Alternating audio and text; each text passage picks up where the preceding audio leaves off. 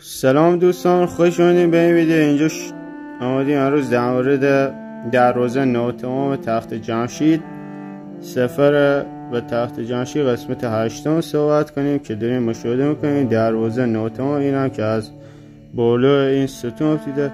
و دوستان نظرات خودتون برسید، سابسکرایب کنید برای ویدیو بیشتر و ادامه قسمتاش. این قسمت 8 خب نگاه کنید، این دروازه بوده که به دلیل حمله اسکندر مقدونی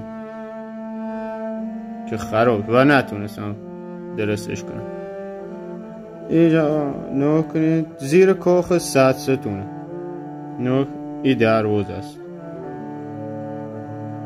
خب دوستان ممنون میشم که لایک و کامنت ساز بذارین. لایک رو میکنین، ساز دمتون گرم. تا ویدیو بعد، خدا نگهدار.